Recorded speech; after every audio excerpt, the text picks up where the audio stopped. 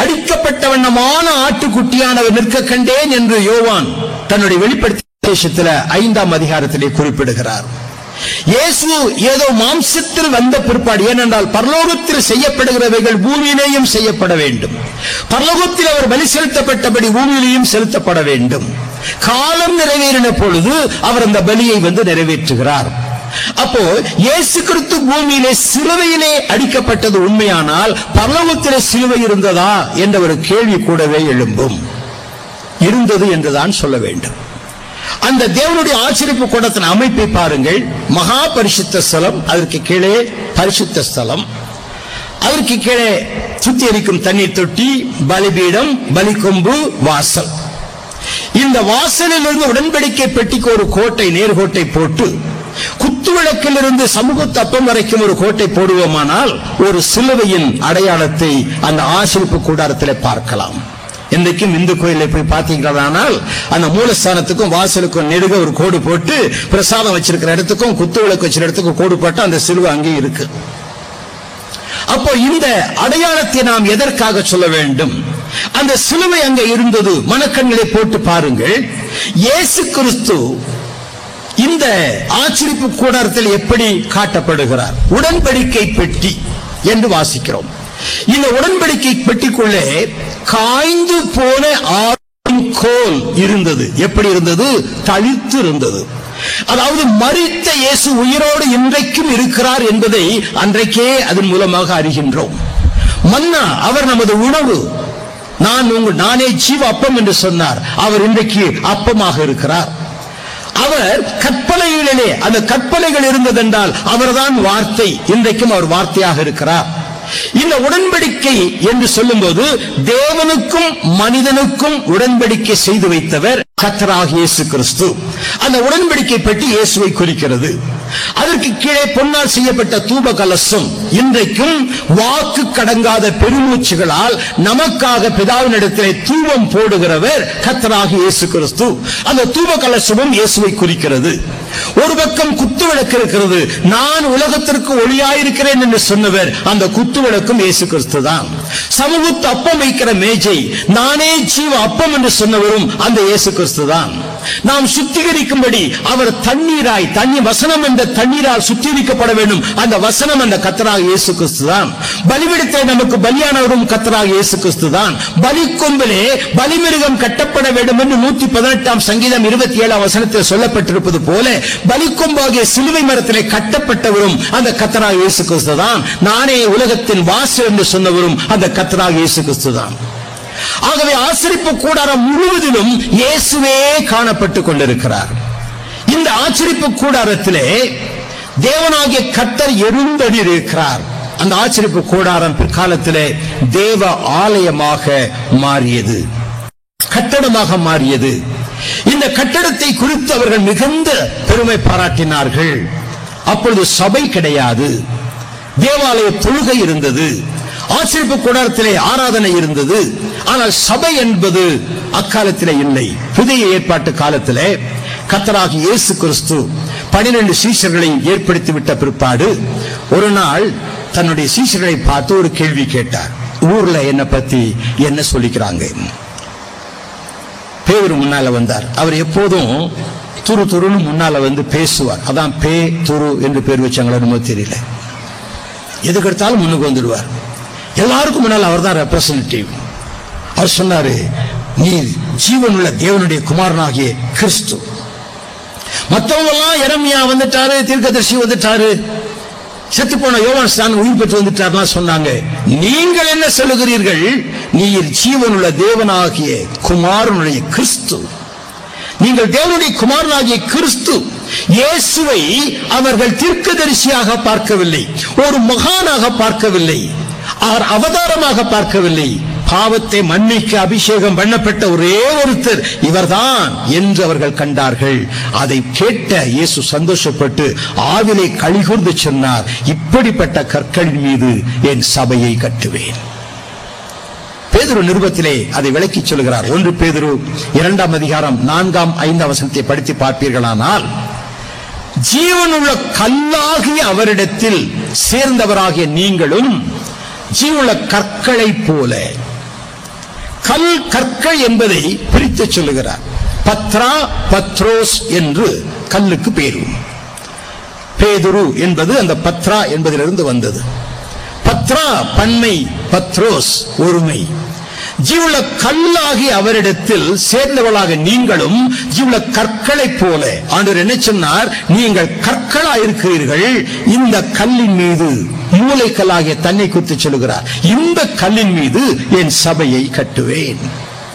இந்த சபையை கட்டும் பொழுது பரிசுத்த ஆவியானவர் 1 கொரிந்தியர் 3ஆம் அதிகாரத்திலே சொல்லுகிறார், நான் புத்தி உள்ள சிற்பாசாரியை போல ஆலயத்திற்கு அஸ்திபாரம் போட்டேன். கொஞ்சம் தெளிவுபடுத்திக் கொள்ள. அஸ்திபாரம் போடுகிறவர் கொத்தனார், சிற்பாசாரி அல்ல. கொத்தனார் தான் அஸ்திபாரம் போடுவாரு, சிற்பாசாரி சிற்பங்கள் செதுக்குவார். அப்ப பவுல் சொல்லுகிறார், அஸ்திபாரமே அழகுபடுத்தப்பட்டிருக்க வேண்டும். சும்மா 4 கல்ல போட்டு சுண்ணாம்பு கரைச்சி ஊத்துறது அல்ல. அஸ்திபாரமே அழகாயிருக்க வேண்டும். புத்தியுள்ள சிற்பாசாரியை போல அஸ்திபாரம் போட்டேன். அதன் மேல் ஒருவன் கட்டுகிறான். அவனவன் தான் அதன் மேல் இன்ன விதமாய் கட்டுகிறான் என்று பார்க்க கடவன். 11ஆம் வசனத்தில் சொல்லுகிறார், போடப்பட்டிருக்கிற அஸ்திபாரமாக இயேசு கிறிஸ்துவை அல்லாமல் வேறு அஸ்திபாரத்தை போல ஒருவனாலும் கூடாது. எபேசியர் 2ஆம் அதிகாரத்தின் கடைசியில் வாசிப்பீர்களானால், அப்போஸ்தலர் தீர்க்கதரிசிகள் என்பவருடைய அஸ்திபாரத்தின் மீது, அதற்கு இயேசு கிறிஸ்து தாமே மூலைக்கல்லாய் இருக்கிறார். இயேசு கிறிஸ்து அஸ்திபாரம் மட்டுமல்ல, மூலைக்கல். ஒரு மூலையில் இருக்கிற கல், 2 சுவர்களை சேர்க்கிற கல், யூதரையும் புறஜாதிகளையும் தமக்குள் ஒன்றுபடுத்துகிற மூலைக்கல்லாக இயேசு கிறிஸ்து காட்டப்படுகிறார். அவர் கிறிஸ்தவர்களின் தெய்வம் அல்ல, தம்மை ஏற்றுக்கொள்கிற ஒவ்வொருவருக்கும் இரட்சகர். ஒரு குறிப்பிட்ட மதத்தின் தெய்வம் அல்ல, உலக இரட்சகர். இயேசு கிறிஸ்து வெள்ளைக்காரன் மதம் அல்ல, அவர் ஆசியா நாட்டில் பிறந்தவர். இயேசு கிறிஸ்து நியூயார்க்கிலேயோ இங்கிலாந்திலேயோ ஐரோப்பாவிலேயோ பிறக்கல, அவர் ஆசிய கண்டத்தில் பிறந்தார். இந்த பைபிள்ல வர கலாச்சாரங்கள் அத்தனையும் ஆசிய கலாச்சாரங்கள். வெஸ்டர்ன் கலாச்சாரம் ஒண்ணு கூட கிடையாது. வெஸ்டர்ன் கலாச்சாரம்னா எல்லா பாவங்களும் இருதயத்திலிருந்து பெறப்பட்டு வருகிறது. விபச்சாரங்கள், வேசித்தனங்கள், அசுத்தங்கள் எல்லாம் இந்த இருதயத்திலிருந்து பெறப்பட்டு வருகிறது. பகைகள், வைராக்கியங்கள், சண்டைகள் இதெல்லாம் உள்ளத்திலிருந்து பெறப்பட்டு வருகிறது. மற்றவர்களை நேசிக்க முடியாத கசப்புகள், வருத்தங்கள், வேதனைகள் உள்ளத்திலிருந்து பெறப்பட்டு வருகிறது. ஆகவேதான் மனிதனுடைய இருதயம் பாவத்தினால் தீட்டுப்பட்டு கிடக்கிறது. ஆகவேதான் மனிதனால் தெய்வத்தை தரிசிக்க முடியவில்லை. இயேசு சொன்னார் மத்தேயு 5ஆம் அதிகாரம் 8ஆம் வசனத்தில், இருதயத்திலே சுத்தமுள்ளவர்கள் பாக்கியவான்கள், அவர்கள் தான் தேவனை தரிசிப்பார்கள். இருதயம் சுத்தமாக்கப்பட வேண்டும். எப்படி? நம்முடைய சட்டை அழுக்காகிவிட்டால் சர்ஃப் போட்டு சுத்தம் பண்ணி விடலாம். எத்தனையோ சோப்புகள் வந்திருக்கிறது. நம்முடைய சரீரத்தில் ஒரு அழுக்கப்பட்டு விட்டால் அதை சுத்திகரிக்க எத்தனையோ சோப்புகள் இருக்கிறதை போட்டு சுத்தம் பண்ணி விடலாம். மனிதனுடைய இருதயத்திற்குள் இருக்கிற பாவ அழுக்கை எப்படி மாற்றுவது? ஒரே ஒரு காரியம், அதுதான் சுத்திகரிக்க முடியும். இயேசு கிறிஸ்துவின் ரத்தம் சகல பாவங்களை நீக்க நம்மை சுத்திகரிக்கும். இயேசு கிறிஸ்துவின் ரத்தம், பரிசுத்தம் உள்ள இயேசுவின் ரத்தம், குற்றமில்லாத இயேசுவின் ரத்தம், அதுதான் ஒரு மனிதனுடைய இருதயத்தை பாவமற கழுவி சுத்திகரிக்க வல்லமை உள்ளது. ஒரு மனிதன் பாவம் போக கழுவப்பட இயேசுவின் ரத்தமே இல்லாமல் வேறு வழி இல்லை. தண்ணீரிலே குளிப்பதினால் மனிதனுடைய பாவம் போவது இல்லை. ஆற்றிலே, குளத்திலே, கடலிலே குளிப்பதினால் வெளியில் இருக்கிற அழுக்கு போகுமே தவிர மனிதனுடைய இருதயத்தில் இருக்கிற பாவ அழுக்கு போக முடியாது. மனிதனுடைய இருதயத்தில் இருக்கிற பாவ அழுக்கு போவதற்கு ஒரே ஒரு காரியம், இயேசுவின் ரத்தம். அதற்குத்தான் தேவன் இந்த உலகத்தில் மனிதனாய் வந்து தன்னுடைய பரிசுத்தமுள்ள ரத்தத்தை சிலுவையிலே சிந்தினார். நம்முடைய பாவங்களை தன் மீது ஏற்றுக்கொண்டு, நம்முடைய பாவங்கள் சாபங்களை தன் மீது ஏற்றுக்கொண்டு, மனுக்குலத்தின் பாவத்தை தன் மீது அவர் ஏற்றுக்கொண்டு நம்முடைய இடத்தில் அவர் மரித்து நமக்காக ரத்தம் சிந்தினார். ரத்தம் சிந்துதல் இல்லாமல் பாவ மன்னிப்பு இல்லை என்று வேதம் சொல்லுகிறது. கிறிஸ்தவ வேதம் மாத்திரம் அல்ல. ஒரு பிராமண சகோதரியோடு நான் பேசிக் கொண்டிருக்கும் பொழுது சொன்ன சொன்னார்கள், பிரதர், இந்துக்களின் வேதமாகிய ருக்கு வேதத்திலே சொல்லப்பட்டிருக்கிறது, மனிதனுடைய ரத்தத்தின் மூலமாக சிந்தப்படுகிற பரிசுத்தமுள்ள ரத்தத்தின் மூலமாகத்தான் மனிதனுடைய பாவங்கள் மன்னிக்கப்பட முடியும் என்று இந்துக்களின் வேதமாகிய ருக்கு வேதத்தில் எழுதப்பட்டிருக்கிறது. நான் அதை வாசித்திருக்கிறேன் என்று ஒரு பிராமண சகோதரியனிடத்தில் சொன்னார்கள். எல்லா வேதங்களும் ஒத்துக்கொள்ளுகிறது, ரத்தத்தின் மூலமாகத்தான் பாவ மன்னிப்பு. இந்த உலகத்தில் வந்து பரிசுத்தமாய் வாழ்ந்து தன் பரிசுத்தமுள்ள ரத்தத்தை சிந்தி கொடுத்த ஒரே ஒரு ஆண்டவர் இயேசு, இயேசு, இயேசு மாத்திரமே. அவருடைய ரத்தம் தான் உங்களை கழுவ முடியும், வேறொரு வழி இல்லை.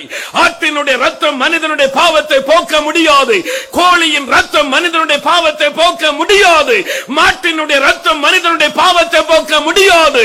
இயேசு கிறிஸ்துவின் பரிசுத்தமுள்ள ரத்தம், அதற்குத்தான் அவர் மனிதனாய் வந்தார், தன் ரத்தத்தை சிந்தி இருதயத்தை சுத்திகரிப்பதற்காக.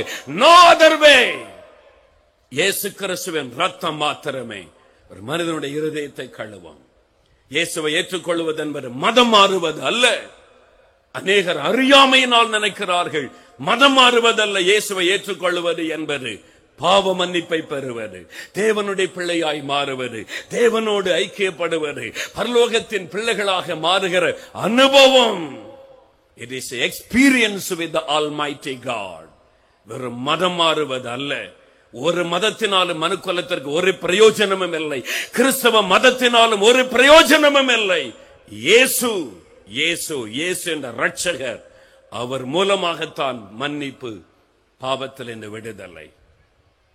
கிறிஸ்தவர்களே மனம் திரும்பி ரட்சிக்கப்பட வேண்டும் என்று நாங்கள் பிரசங்கிக்கிறோம். ஆகவே மனம் திரும்பி ரட்சிக்கப்படுவது இயேசுவை, கிறிஸ்தவர்களை இயேசுவை ஏற்றுக்கொள்ள வேண்டும் என்று சொல்லுகிறோம். இயேசுவே இல்லாத எத்தனையோ கிறிஸ்தவர்கள் ஆலயத்திற்கு வருகிறார்கள், அவர்களுக்கும் இயேசுக்கு சம்பந்தம் இல்லை. பேருக்குத்தான் கிறிஸ்தவர்கள். குடிகாரர்களாய் பீடி சிகரெட் ஊதிக்கொண்டு துன்மார்க்கராய் ஒரு 5 நிமிடம் கூட ஜெபம் பண்ணாதபடி, 5 நிமிடம் கூட வேதம் வாசிக்காதபடி ஆலயத்தில் வந்து நான் கிறிஸ்தவன் என்று சொன்னால் அவன் கிறிஸ்தவன் அல்ல. வேதத்தின்படி அவனே மனம் திரும்ப வேண்டும் என்று நாங்கள் பிரசங்கம் பண்ணுகிறோம். மதம் மாறுவது எங்கு இருக்கிறது? மதம் அல்ல முக்கியம், இயேசு என்ற இரட்சகரை தான் அறிமுகப்படுத்துகிறோம். அவர்தான் நம்முடைய பாவங்களுக்காக ரத்தம் சிந்தி மரித்த தேவன். இந்த உலகத்தில் எத்தனையோ தெய்வத்தை குறித்து சொல்லுகிறார்கள். மனிதனுக்காக ரத்தம் சிந்தி மரித்து உயிர்த்தெழுந்த ஒரு தெய்வம் உண்டா? இயேசுவை தவிர இந்த உலகத்தில் ஒருவரும் இல்லை. அவரே இரட்சகர்.